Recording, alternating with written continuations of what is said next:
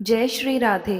दोस्तों, हमारे सनातन धर्म की विशेषता यह है कि यहाँ हर पर्व, हर स्थान और हर परंपरा के पीछे एक गहन आध्यात्मिक रहस्य छिपा हुआ है। जब भी हम गया नगरी का नाम सुनते हैं तो पितरों की मुक्ति का स्मरण अपने आप हो जाता है। लेकिन क्या आप जानते हैं कि यह मोक्ष धाम कैसे बना? इसके पीछे छुपी हुई एक अत्यंत अद्भुत और प्रेरणादायक कथा, दैत्य कुल में जन्मे उस महापुरुष की कथा जिसे संसार गयासुर के नाम से जानता है। दैत्य कुल का नाम सुनते ही मन में आतंक, पाप और अत्याचार की छवि आती है। लेकिन जिस प्रकार कीचड़ में कमल खिलता है, उसी प्रकार दैत्य वंश ने भी इस सृष्टि को महान भक्त और धर्मात्मा दिए हैं, जैसे कि प्रहलाद और बलि। इन्हीं भक्तों की श्रेणी में एक और पावन नाम आता है गया, जिसे गयासुर भी कहा गया। गयासुर का जन्म भले ही दैत्य कुल में हुआ हो, परंतु उनका हृदय जन्म से ही परमात्मा की भक्ति में डूबा रहता था। गयासुर के जन्म के विषय में अनेक मत प्रचलित हैं।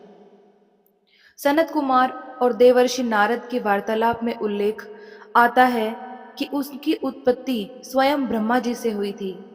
वहीं दूसरी मान्यता के अनुसार वह महर्षि कश्यप और दीति के वंश से संबंधित थे, जो दैत्यों का कुल माना जाता है। चाहे उनका जन्म कहीं से भी हुआ हो, किंतु उनकी आत्मा ईश्वर प्रेम से भरी हुई थी। उनका शरीर अत्यंत विशाल था। भागवत के अनुसार उनका शरीर 125 योजन लंबा और 60 योजन चौड़ा था। गयासुर ने एक बार कठोर तपस्या करने का निश्चय किया। वह कोलाहल पर्वत पर गया और 1000 वर्षों तक शरद ऋतु की भीषण तपस्या करता रहा। उसकी तपस्या से पूरी सृष्टि प्रभावित हो उठी। इंद्र और अन्य देवताओं को भय हुआ कि कहीं गयासुर अपनी साधना से स्वर्ग का राज्य न छीन ले। वे सभी ब्रह्मा जी के पास पहुंचे और समाधान मांगा। ब्रह्मा जी उन्हें लेकर भगवान शिव के पास गए। तब महादेव ने कहा, जो भी तप करता है उसे उसका फल तो अवश्य ही मिलता है। गयासुर कोई साधारण तप नहीं कर रहा, वह तो स्वयं भगवान श्री हरि विष्णु की तपस्या कर रहा है। अतः हमें नारायण से ही उपाय पूछना होगा। तब ब्रह्मा, शिव और सभी देवता मिलकर श्री हरि विष्णु जी के पास पहुंचे। भगवान विष्णु ने उनका स्वागत किया और आश्वस्त किया कि गयासुर स्वर्ग का राज्य नहीं प्राप्त करेगा, किंतु उसकी तपस्या से प्रसन्न होकर वे उसे दर्शन तो अवश्य देंगे। फिर श्रीहरि गयासुर के समक्ष प्रकट हुए और पूछा, हे गयासुर, तुमने इतनी घोर तपस्या किस कारण से की है? गयासुर ने विनम्र भाव से उत्तर दिया, प्रभु, मेरे तप का एकमात्र उद्देश्य आपके दर्शन ही थे। मुझे और किसी वस्तु की चाह नहीं है। उसकी निर्मल भक्ति और सत्य चरित्रता देखकर भगवान श्री हरि विष्णु अत्यंत प्रसन्न हुए और उसे कोई भी वरदान मांगने को कहा। अब गयासुर के मन में विचार आया, मैं अपने लिए क्या मांगूं? यदि मेरा जीवन दूसरों के कल्याण के काम आ सके तो वही सबसे बड़ा वरदान होगा। यही सोचकर उसने कहा, हे सर्वेश्वर, यदि आप मुझे कुछ देना ही चाहते हैं तो यह आशीर्वाद दीजिए कि मेरे दर्शन मात्र से ही कोई भी जीव मोक्ष को प्राप्त कर ले। श्रीहरि ने उसकी निश्चल भावना देखकर उसे वही वरदान प्रदान कर दिया। अब स्थिति ऐसी हो गई कि जो भी प्राणी गयासुर को देखता वह तुरंत वैकुंठ चला जाता।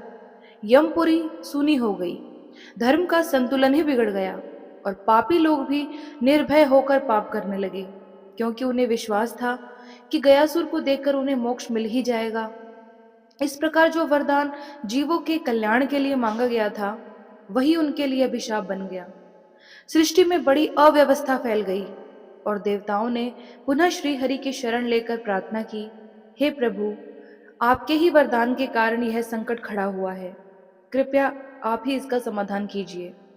अब दैत्य कुल का महान भक्त गयासुर स्वयं जीवों की मुक्ति का साधन बन गया, किंतु उसका यही वरदान सृष्टि के लिए संकट का कारण भी बन बैठा। मोक्ष की प्राप्ति तो स्वयं देवताओं के लिए भी कठिन होती है, किंतु श्रीहरि विष्णु के वरदान के कारण दुष्ट और पापी भी केवल गयासुर के दर्शन मात्र से मोक्ष प्राप्त कर रहे थे। यह देखकर देवता चिंतित हुए और श्रीहरि की शरण में जाकर प्रार्थना की, हे प्रभु, अब आप हमें इस अव्यवस्था से बचाइए। तब श्रीहरि विष्णु ने ब्रह्मदेव से कहा, हे वेदों के ज्ञाता, आप जगत कल्याण हेतु एक महान यज्ञ का आयोजन कीजिए और उस यज्ञ की भूमि के लिए गयासुर से उसका शरीर मांग लीजिए। इसी प्रकार सृष्टि के भले के लिए गयासुर ने जो वरदान मांगा है, जिससे अब असंतुलन उत्पन्न हो रहा है, उसका समाधान हो जाएगा। यह सुनकर ब्रह्मदेव गयासुर के पास पहुंचे। जब गयासुर ने परमपिता ब्रह्मा को अपने समक्ष देखा तो उन्हें दंडवत प्रणाम करते हुए कहा, हे परमेश्वर, यह मेरा अहोभाग्य है कि आपने मुझे दर्शन दिए। आपके दर्शन के लिए तो देवताओं को भी घोर तप करना पड़ता है, फिर आज ऐसा क्या कारण है कि आप स्वयं मेरे समक्ष उपस्थित हुए हैं? ब्रह्मदेव मुस्कुराकर बोले, हे भक्त श्रेष्ठ, श्रीहरि की इच्छा है कि पृथ्वी पर एक ऐसा यज्ञ उत्पन्न हो जैसा ना तो आज तक हुआ है और ना ही कभी भविष्य में होगा। उनकी इच्छा है कि उस यज्ञ का संचालन मैं स्वयं करूं, किंतु इसमें एक बड़ी अड़चन है और उसे केवल तुम ही दूर कर सकते हो। इसी कारण आज मैं तुम्हारे पास आया हूं। यह सुनकर गयासुर प्रसन्न होकर बोला, हे परमपिता, यह मेरा सौभाग्य है कि आप जैसे सृष्टिकर्ता मुझसे किसी सहायता की अपेक्षा रखते हैं। मैं तो सदैव जगत के कल्याण के लिए तत्पर रहता हूँ। आपने जिस यज्ञ की इच्छा प्रकट की है, वह निश्चय ही समस्त संसार को सुख प्रदान करने वाला होगा, अतः उसका आयोजन अवश्य होना चाहिए। किंतु कृपया मुझे बताइए कि उसमें अड़चन क्या है। मैं उस समस्या का निवारण करने का पूरा प्रयास करूंगा। तब ब्रह्मदेव ने गंभीर स्वर में कहा, हे गयासुर, श्रीहरि के अनुसार वह यज्ञ ऐसी भूमि पर होना चाहिए जो इस जगत में सर्वाधिक पवित्र हो। ऐसी भूमि जो न देवताओं, न गंधर्वों, न ही सिद्ध महर्षियों के पास है। ऐसी भूमि जिसके केवल दर्शन मात्र से मनुष्य जन्म मरण के चक्र से मुक्त हो जाए और जिसके पुण्य से जीव सीधे वैकुंठ को प्रस्थान कर सके। मुझे उस यज्ञ के लिए ऐसी भूमि चाहिए। यह सुनकर गयासुर आश्चर्यचकित रह गया और कुछ देर तक मौन होकर सोचने के पश्चात बोला, हे परमपिता, आपने जिस भूमि की आकांक्षा व्यक्त की है, वैसी भूमि पाना तो संभव ही नहीं है। फिर जब आप जैसे सृष्टिकर्ता भी उसे नहीं खोज पा रहे हैं, तो मैं उसे कहाँ से ढूंढ सकता हूँ?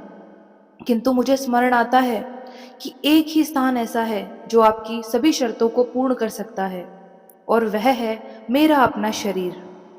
श्री हरि के आशीर्वाद से जो कोई भी मेरे शरीर के दर्शन करता है, वह मुक्त हो जाता है। अतः उस यज्ञ की भूमि हेतु मैं अपना शरीर समर्पित करता हूँ। आप निश्चित होकर मेरे शरीर पर वह यज्ञ संपन्न करें। गयासुर के त्याग और निस्वार्थ भाव को देखकर ब्रह्मदेव अत्यंत प्रसन्न हुए और बोले, हे गयासुर, तुम वास्तव में भक्तों में सबसे श्रेष्ठ हो। अपने शरीर का इस प्रकार दान देना हर किसी के लिए संभव नहीं है। तुम्हारे इस महान त्याग के कारण तुम्हारा नाम महर्षि दधीचि के सम्मान, श्रद्धा और आदर से लिया जाएगा। तुम्हारे शरीर पर संपन्न होने वाला यह यज्ञ तीनों लोकों में अद्वितीय होगा। यह कहकर ब्रह्मदेव यज्ञ की तैयारियों हेतु अपने लोक लौट आए।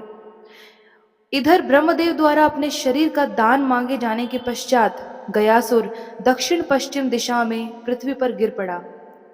उसके चरण दक्षिण दिशा की ओर और सिर पश्चिम की ओर कोलाहल पर्वत पर जा टिका। इस प्रकार 125 योजन लंबे और 60 योजन चौड़े गयासुर के विराट शरीर पर ब्रह्मदेव स्वयं यज्ञ करने को विराजमान हुए। जैसे ही यज्ञ आरंभ हुआ, गयासुर का विशाल शरीर हिलने लगा। तब ब्रह्मदेव ने अपने तेज से 40 ऋत्विजों को उत्पन्न किया और उन्हें भी गयासुर के शरीर पर विराजमान होने का आदेश दिया। उनकी आज्ञा अनुसार 40 ऋत्विज गयासुर के शरीर पर बैठ गए, किंतु उसका शरीर फिर भी हिलता रहा। अब ब्रह्मदेव ने सभी देवताओं को गयासुर के शरीर पर विराजमान होने को कहा ताकि उसका शरीर स्थिर हो सके, किंतु सभी देवताओं के बैठने के बाद भी गयासुर का सिर लगातार हिलता रहा। तब ब्रह्मदेव ने धर्मराज से कहा, आपके लोक में जो महान शीला है, जो वास्तव में धर्मव्रता है, उसे लाकर गयासुर के सिर पर रख दीजिए। उनकी आज्ञा के अनुसार धर्मराज ने धर्मपुरी से उस शिला को लाकर गयासुर के सिर पर रख दिया। किंतु वह धर्मात्मा उस अत्यंत पवित्र शिला के साथ भी हिलता रहा। क्या आप जानते हैं कि धर्मव्रता कौन थी? धर्मराज की एक धर्मपरायण और तपस्विनी पुत्री थी धर्मव्रता। उसका पूरा जीवन पूरी तरह व्रत, नियम और ध्यान और धर्म पालन में बीतता था। वह अपने पिता की तरह ही न्यायप्रिय परंतु साथ ही करुणामयी भी थी। उसने आजीवन ब्रह्मचर्य का पालन किया था, घोर तपस्या की और देवताओं की भी प्रिय बन गई। उसका संकल्प था कि वह अपना जीवन केवल धर्म की रक्षा और लोक कल्याण के लिए समर्पित करेगी। आखिर धर्मव्रता का शीला रूप में परिवर्तन कैसे हुआ? धर्मव्रता ने अनेक वर्षों तक कठिन तप किया। उसकी तपस्या इतनी कठोर थी कि उसका शरीर धीरे धीरे स्थिर होने लगा और अंततः वह शीला स्वरूप में परिवर्तित हो गई। देवताओं ने उसे वरदान दिया, हे धर्मव्रता, तुम शिला रूप में रहकर भी संसार का कल्याण करोगी। तुम्हारे ऊपर बैठकर किए जाने वाले किसी भी यज्ञ, पिंडदान और श्राद्ध से समस्त पितरों को तृप्ति और मोक्ष मिलेगा। इस प्रकार धर्मव्रता धर्मशिला या फिर धर्मव्रता शिला कहलाने लगी। तभी से यह शिला प्रेत शिला नाम से प्रसिद्ध हुई। धर्मव्रता शिला केवल एक पत्थर नहीं है, बल्कि धर्म, तपस्या और भक्ति का प्रतीक है, जिसने गयासुर की कथा को पूर्णता दी और गया को मोक्ष धाम बनाया। कथा में आगे बढ़ते हैं। जब धर्मात्मा उस अत्यंत पवित्र शिला के साथ भी हिलता रहा, तब ब्रह्मदेव ने भगवान श्री हरि विष्णु से सहायता मांगी। श्री हरि विष्णु ने अपने ही रूप से एक मूर्ति प्रकट की और उसे गयासुर पर रखने को कहा। जब विष्णु रूपी मूर्ति को भी गयासुर पर रखा गया, तब भी उसका हिलना बंद नहीं हुआ। अंततः भगवान श्री हरि विष्णु ने महादेव से सहयोग मांगा। तब महेश्वर ने कहा, हम त्रिदेव यदि स्वयं इस असुर पर स्थित हो जाएं, तभी यह स्थिर हो सकता है। फिर ब्रह्मा अपने 5 रूपों प्रपितामह, पितामह, फल्गुवेश, केदार और कनकेश्वर में गयासुर पर विराजमान हुए। श्री हरि विष्णु अपने तीनों रूपों जनार्दन, पुंडरीक और गदाधर में वहां विराजे। अंत में भगवान शंकर अपने एक रूप के साथ गयासुर के शरीर पर बैठे। इसके बाद श्री हरि ने अपनी गदा गयासुर के सिर पर स्थित धर्मव्रता शिला पर रखी और तभी गयासुर स्थित हो गया। इसी कारण भगवान श्रीहरि का एक नाम गदाधर भी पड़ा। तब गयासुर ने भावपूर्ण वचन से कहा, हे प्रभु, मुझे तो वरदान भी आपसे ही प्राप्त हुआ था। यज्ञ हेतु मैं अपना शरीर पहले ही ब्रह्मदेव को दान में दे चुका हूँ। फिर आप मुझे अपनी गदा से क्यों प्रताड़ित कर रहे हैं? जब मैं अपना सब कुछ त्याग सकता हूँ, तो क्या केवल आपकी आज्ञा पर स्थिर नहीं हो सकता? यदि ब्रह्मदेव या महादेव में से कोई भी मुझे एक बार आज्ञा दे, तो मैं स्थिर हो जाऊंगा। उसके ऐसे वचन सुनकर त्रिदेव बड़े प्रसन्न हुए और उसे स्थिर होने की आज्ञा दी। तब गयासुर उनकी आज्ञा का पालन करते हुए स्थिर हो गया। उसकी भक्ति से प्रसन्न होकर त्रिदेवों ने उसे वरदान मांगने को कहा। गयासुर बोला, हे प्रभु, यदि आप मुझ पर प्रसन्न हैं, तो मुझे यह वरदान दीजिए कि जब तक सृष्टि रहे, आप त्रिदेव मेरे ऊपर स्थित रहें। यह तीर्थ मेरे नाम से प्रसिद्ध हो और यहाँ पर मुझ पर स्थित सभी देवता मूर्ति रूप में सदा विद्यमान रहे। जो कोई भी सच्चे मन से यहाँ पूजा करे, उसे मोक्ष की प्राप्ति हो। तब त्रिदेवों ने उसे ऐसा ही वरदान दिया और तभी से 5 कोस में फैला यह महान तीर्थ गया तीर्थ के नाम से प्रसिद्ध हुआ। इसके अतिरिक्त ब्रह्मदेव ने सभी ऋत्विजों को गया नगर, 55 गांव, कल्प वृक्ष और कामधेनु प्रदान किए और आदेश दिया कि वे कभी किसी से कुछ न मांगे। किंतु कालांतर में कुछ ब्राह्मणों ने लोकवश दक्षिणा मांगना प्रारंभ कर दिया। तब ब्रह्मदेव ने उन्हें श्राप दिया और उनका सब कुछ छीन लिया। जब वे ब्राह्मण रोते हुए जीविका का साधन मांगने लगे, तब ब्रह्मदेव ने कहा कि वे गया तीर्थ पर आने वाले यात्रियों के दान से ही जीविका चलाएं। त्रिदेवों सहित गयासुर के सिर पर स्थित धर्मव्रताशिला, प्रेतशिला के नाम से प्रसिद्ध हो गई। आज भी जो कोई गया तीर्थ में श्रद्धा और आस्था के साथ पूजा करता है, उसे त्रिदेवों सहित सभी देवताओं का आशीर्वाद प्राप्त होता है और मोक्ष की प्राप्ति भी होती है। दोस्तों, यह थी अद्भुत कथा गयासुर की, जिसने अपने त्याग और भक्ति से गया को पितरों का मोक्ष धाम बना दिया। इसी कारण गया महातीर्थ में पिंडदान और श्राद्ध का इतना महत्व है। अब आप हमें बताइए, आपको यह दिव्य कथा कैसी लगी? कृपया कमेंट करके ज़रूर बताएं। यदि ये कथा आपको अच्छी लगी तो वीडियो को लाइक करें, अपने मित्रों और परिवार के साथ शेयर करें और हमारे चैनल राधा शरण को सब्सक्राइब करना ना भूलें। अगली बार हम फिर से मिलेंगे एक दिव्य और रहस्यमयी रोचक कथा के साथ। तब तक के लिए राधे राधे।